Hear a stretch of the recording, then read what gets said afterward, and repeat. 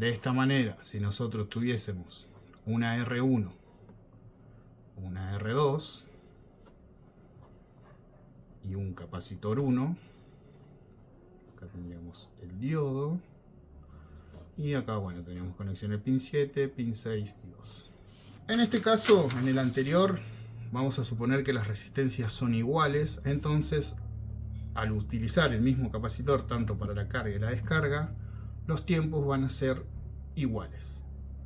Va a tardar lo mismo en llenarse que en vaciarse. Ahora, ¿qué pasa si nosotros esta resistencia la modificamos y ponemos una mayor? Donde se cumpliría esta condición. R1 es mayor a R2. Vamos a poner mayor, no sé, 2 veces. En ese caso va a tardar más tiempo en llenarse ese capacitor. Por ende tendríamos un pulso algo similar a esto. Tiempo 1 o tiempo on de esta duración. No tiene ningún valor, pero como para que se entienda. Y al momento de descargarse, ya que R2 es más pequeño, se va a descargar más rápido, por ende el tiempo 2 o tiempo off va a ser más corto.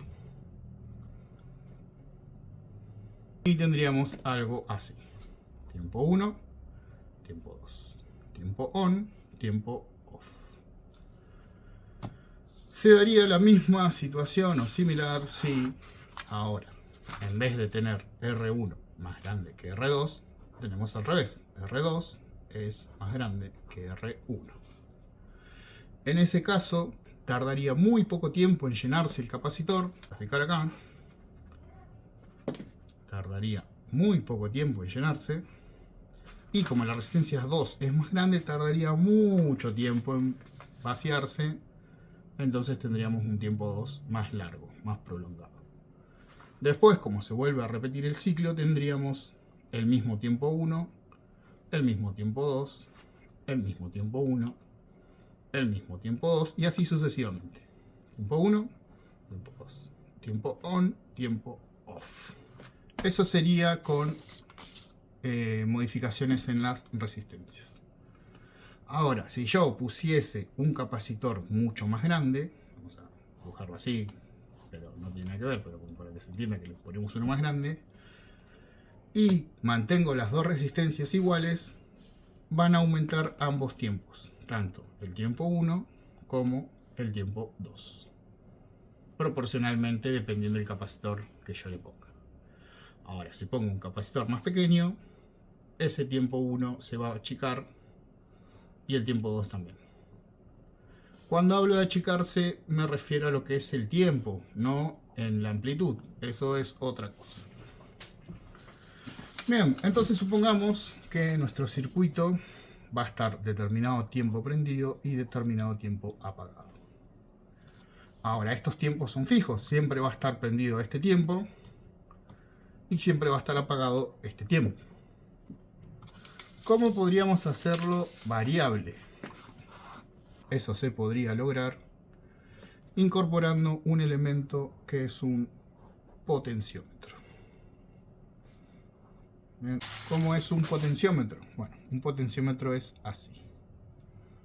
Tenemos 3 conexiones y en el medio tenemos una perilla que tiene cierta movilidad, cierto ángulo de desplazamiento. E internamente vamos a tener una pista de grafito que está conectada a los conectores externos y el conector del medio se va a conectar con un cursor que está solidario a esta perilla. Entonces ese cursor va a tener la capacidad de desplazarse por toda esta pista de grafito. Entonces, si yo hago circular la corriente por acá, bien, la corriente va a entrar por este punto, va a pasar por esta resistencia y si yo ahora la masa la conecto por acá, la corriente va a salir por acá. Entonces, en vez de recorrer el 100% de su capacidad o el 100% de su resistencia, que en este caso son 10K, solo va a pasar por 1/3, que sería más o menos 3 kilo ohm. Entonces la corriente se fuga por acá y esta otra resistencia quedaría sin efecto. Ahora, ¿qué pasa si yo tengo mi potenciómetro de esta manera, con su pista interna y su cursor, y conecto los dos extremos, o mejor dicho, el extremo y la pata del medio juntos, lo mando masa, y por acá mando positivo? Bueno, ¿qué va a pasar acá? Dependiendo en qué posición yo tenga el cursor, por ejemplo, si yo lo giro todo a la derecha, bien, podríamos decir que el cursor se encuentra en este punto. Entonces, la corriente, al entrar por acá, va a tener que recorrer el total de la resistencia, o el total del potenciómetro, para poder encontrarse con negativo. Entonces, en ese caso decimos que pasó por el 100% del valor de resistencia del potenciómetro. Ahora, supongamos que este cursor lo vamos a poner acá, al medio. ¿Bien? La corriente va a ingresar por acá, va a atravesar la mitad de la pista de grafito o de carbono, y en vez de pasar por esta otra parte, va a seguir este caminito que, si se fijan, está conectado a negativo. Y como dijimos anteriormente, la corriente siempre busca el camino más fácil. En vez de pasar por esta resistencia, va a pasar por acá, que tiene más. En este caso podríamos decir que el potenciómetro está al 50%.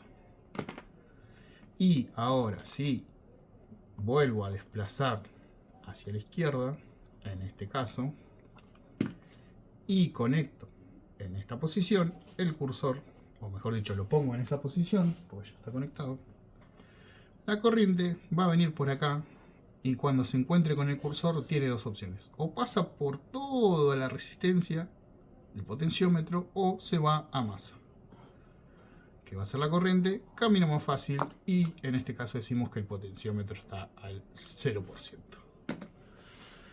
Bien, de esta manera nosotros, sumando este concepto más el concepto anterior, que es este, vamos a tener tiempo 1 y tiempo 2 variable, con ayuda de estos componentes electrónicos. Volviendo al planteo, vamos a tener nuestro circuito integrado. Solo voy a dibujar este lado. Venía positivo, el positivo alimentaba el pin 8, va a pasar por una resistencia número 1, va a pasar por un potenciómetro número 1 que se dibuja de esta manera, va a pasar por una resistencia número 2, por un potenciómetro número 2, de ahí se va el capacitor número 1, y tendríamos la conexión acá, el número 7, acá con el 6 y el 2, y acá tendríamos el diodo.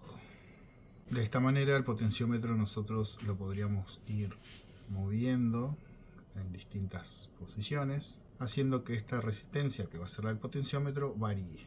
Por ejemplo, si esta flechita está en el medio, diríamos que el potenciómetro está al 50%, ya que la corriente va a pasar por acá y va a pasar por la mitad de la resistencia.